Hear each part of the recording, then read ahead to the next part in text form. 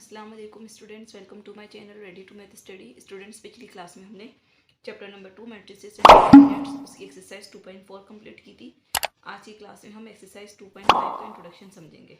तो इंट्रोडक्शन में हमारे पास फर्स्ट हेडिंग है echelon form of a matrix. हम मैट्रिक्स की इक्लोन फॉर्म जो है वो समझेंगे। अच्छा स्टूडेंट्स, यहाँ समझ लेते हैं कि मैट्रिक्स की इक्लोन फॉर्म जो है वो क्या होती है। इसके लिए हम सपोज करते हैं कि मैट्रिक्स है और उसका फर्स्ट कॉलम है 0 0 0, सेकेंड कॉलम है उसका 1 0 0, थर्ड कॉलम है उसका -3 1 0 और लास्ट है उसके पास कॉलम -6 -3 और 0। तो देखें यहाँ पे स्टूडेंट्स, हमारे पास इक्लोन फॉर्म क्या होती है। इक्लोन फॉर्म के लिए हम सबसे पहले अपनी फर्स्ट रो चेक करेंगे। हमारी फर्स्ट रो का फर्स्ट एलिमेंट जो है वो 1 होना चाहिए। तो यहाँ देखिए हमारे पास फर्स्ट रो का फर्स्ट एलिमेंट 1 तो नहीं है, 0 है। तो अगर 0 है तो हमें उसका आगे वाला एलिमेंट चेक करना है। 0 के बाद हमने चेक करा, अगर हमारे यहाँ पर कोई एलिमेंट 1 नहीं है तो हम सबसे पहले उस एलिमेंट को 1 बनाएंगे। सबसे पहले हमारे पास फर्स्ट रो का फर्स्ट एलिमेंट 1 होना चाहिए। इन केस अगर वो 0 है, अगर 0 के अलावा कोई और नंबर हो 5 6 7 कुछ और होगा तो हम उसको 1 बना देंगे। और अगर वो 0 है तो हम उसके आगे वाले एलिमेंट पे चले जाएंगे और उसको 1 बनाएंगे। उसको 1 बनाने के बाद उसके नीचे के तमाम एलिमेंट हमारे पास 0 होने चाहिए। हमने इसको 1 बना दिया, इसके नीचे के तमाम एलिमेंट हमारे पास 0 होने चाहिए। अगर यहाँ 1 होता तो इसके नीचे के हम एलिमेंट 0 बना देते।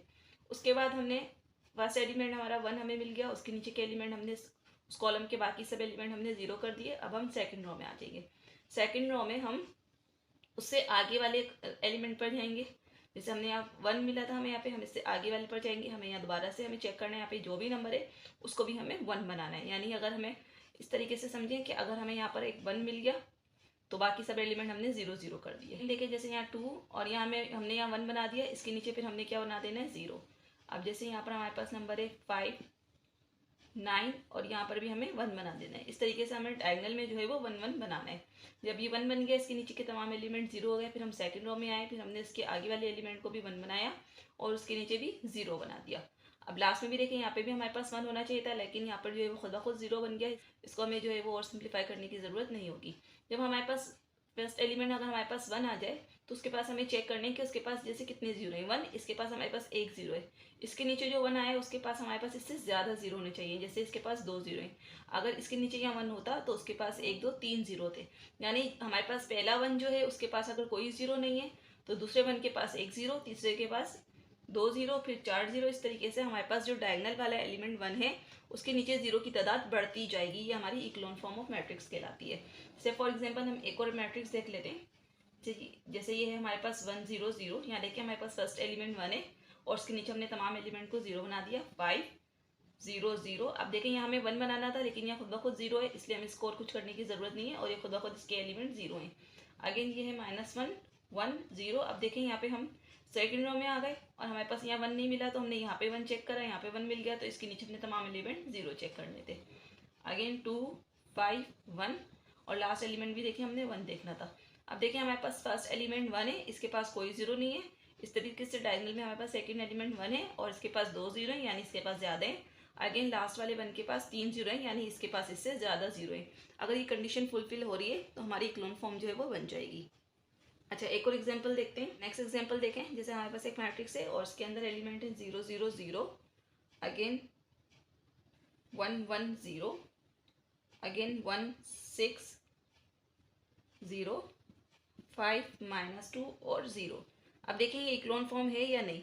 ये इक्लोन फॉर्म नहीं है। क्यों नहीं है? क्योंकि देखिए हमारे पास फर्स्ट एलिमेंट जो है वो 0 है, कोई बात नहीं। सेकंड एलिमेंट हमारे पास 1 है और उसके नीचे तमाम एलिमेंट हमारे 0 होने चाहिए थे, लेकिन इसके नीचे भी हमारे पास 1 है। क्योंकि ये 0 नहीं बना हुआ इसलिए ये इक्लोन फॉर्म नहीं है। इसके अलावा यहाँ पे देखें हमारे पास अगर हम चेक करें, यहाँ 1 के पास अगर एक 0 है तो इस 1 के पास यहाँ पर भी एक 0 है। यहाँ पर ज़्यादा 0 होने चाहिए थे, यानी इसको भी 0 होना चाहिए था और इसको 1 होना चाहिए था। डायगोनल में 1 बनना चाहिए था, उसके नीचे ही 1 बन गया, ये गलत हो गया। अगर यहाँ 1 बना है तो इसके आगे 1, फिर एक इससे आगे 1। इस तरीके से डायगोनल 1 1 बन जाएगा और बाकी तमाम एलिमेंट 0 हो जाएंगे तो हमारी इक्लोन फॉर्म बन जाएगी। इस वक्त ये मैट्रिक्स जो है वो हमारा इक्लोन फॉर्म नहीं बना रहा। अच्छा इसी तरीके से एक और एग्जाम्पल देख लेते हैं। जैसे ये है हमारे पास 0 0 0 और ये है हमारे पास 1 0 0 और ये है हमारे पास -5 -7 और 4। अब देखें यहाँ पे हमारे पास ये इक्लोन फॉर्म क्यों नहीं है? क्योंकि देखें यहाँ पे 1 है, 1 के नीचे तमाम एलिमेंट 0 हो गए। अब यहाँ पे देखें इसको 1 होना चाहिए था और इसके नीचे 0 होने चाहिए थे, तो इसके नीचे ये -7 बना हुआ है और उसके नीचे भी कोई 0 नहीं है, इसलिए ये भी जो है वो हमारे पास इक्लोन फॉर्म नहीं है।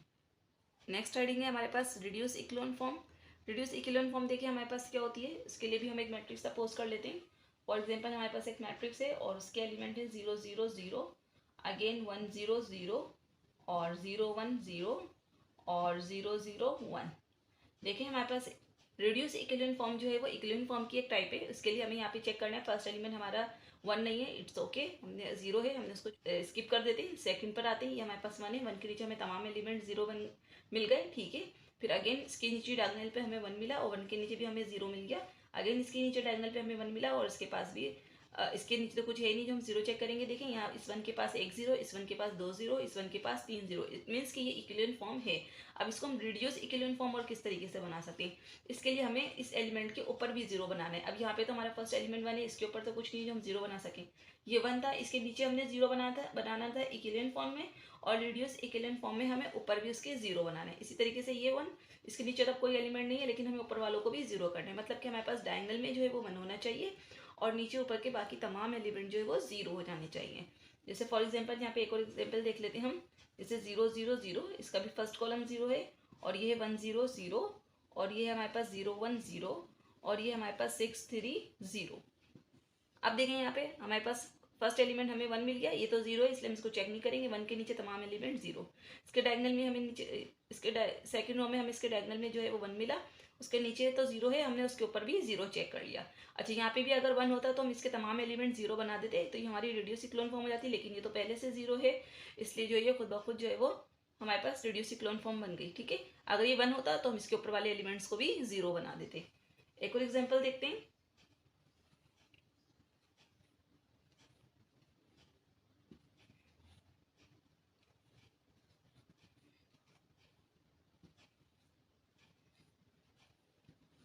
अब देखें यहाँ हमारे पास फर्स्ट एलिमेंट 0 है, इट्स ओके, लेकिन यहाँ 1 है, 1 के नीचे 0, ठीक है।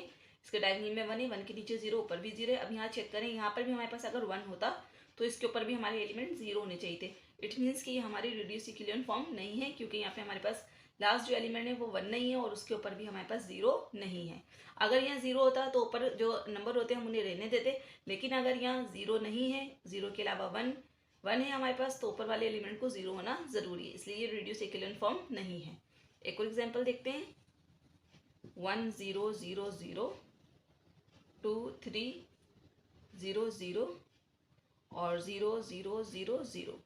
अब देखें हमारे पास फर्स्ट एलिमेंट 1 के नीचे तमाम एलिमेंट 0। अब देखें यहाँ डायगोनल में इसके नीचे यहाँ 1 होना चाहिए था और ऊपर नीचे सब क्या होने चाहिए थे, 0। यहाँ हमारे पास 3 है और ऊपर 2 है, नीचे 0 है, तो इट मीन्स कि ये भी हमारे पास रिड्यूस इक्विवेलेंट फॉर्म नहीं है। अगर हम इसको बनाएं तो हमें इसको यहाँ 1 बना के ऊपर 0 और नीचे भी 0 बनाना होगा। नेक्स्ट हेडिंग है हमारे पास रैंक ऑफ अ मैट्रिक्स। हम किसी भी मैट्रिक्स का जो है वो रैंक किस तरीके से निकालेंगे उसे चेक कर लेते हैं। फॉर एग्जांपल हमने एक अपने मैट्रिक्स को जो है वो इक्विवेलेंट फॉर्म में जो है वो कन्वर्ट कर दिया, इसलिए हम एग्जांपल ले लेते हैं। हमारे पास एक मैट्रिक्स है और वो है 1 0 0, अगेन 1 0 0, अगेन -2 1 0 और ये हमारे पास 6 आयोटा 3 आयोटा और 0। देखिए इस एग्जाम्पल के अंदर के ये इक्विवेलेंट फॉर्म है, क्यों? क्योंकि 1 के नीचे हमारे पास 0 बने हुए, यहाँ हमारे पास डायगोनल में 1 होना चाहिए था, ठीक है, लेकिन तो खुद ब खुद 0 है, इसके बाकी तमाम एलिमेंट 0 हैं। और अगर ये इक्विवेलेंट फॉर्म है तो हमें ऊपर 0 बनाने की जरूरत नहीं होती, नीचे बनाने की जरूरत होती है। इसी के डायगोनल में देखें अगेन 1 है और इसके नीचे भी 0 है, ऊपर जो है वो हमारे पास कोई भी नंबर हो सकता है। अगर रिड्यूस होता तो ऊपर भी हम 0 कर देते। तो यहाँ देखिए हमारे पास इसके पास एक भी 0 नहीं है, इस 1 के पास, इस 1 के पास 2 0 हैं और नीचे यहाँ पे देखिए यहाँ अगर 1 होता तो इसके पास 3 0 होते, लेकिन ये खुद ब खुद 0 है, इसलिए ये हमारे पास इक्विवेलेंट फॉर्म जो है वो बनी हुई है। अब हमें रैंक मालूम करना है, हम किसी भी मैट्रिक्स का रैंक किस तरीके से मालूम करते हैं। तो रैंक मालूम करने के लिए सबसे पहले हम चेक करते हैं कि हमारे मैट्रिक्स के अंदर जो है वो 0 वाली रो जो है वो कितनी है।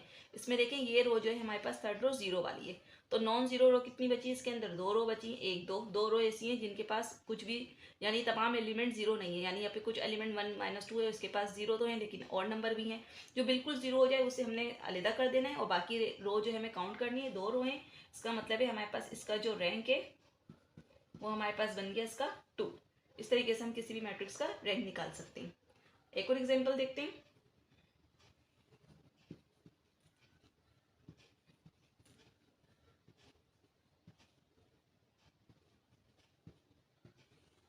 अब देखें ये हमारे पास रिड्यूस इक्विवेलेंट फॉर्म है, क्योंकि 1 के नीचे 0 0 और यहाँ अगर 1 होता तो उसके नीचे 0 होता, ये 0 है इसलिए ऊपर कुछ भी एलिमेंट हो सकता है। अगेन यहाँ 1 के नीचे 0, ऊपर भी 0 और लास्ट वाला 1 और उसके ऊपर भी 0, तो ये हमारे पास रिड्यूस इक्विवेलेंट फॉर्म है।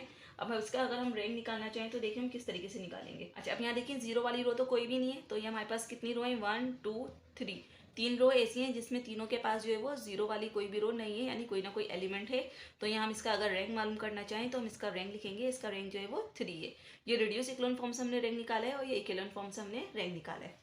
स्टूडेंट्स, आज की क्लास में हमने एक्सरसाइज 2.5 का इंट्रोडक्शन समझा है। आई होप कि इंट्रोडक्शन आपको समझ में आया होगा। आज की क्लास के वाले से अगर कोई क्वेश्चन हो तो कमेंट सेक्शन में कर सकते हैं। मिलते हैं अगली क्लास में एक्सरसाइज 2.5 के क्वेश्चन नंबर 1 के साथ। जब तक के लिए अल्लाह हाफिज़।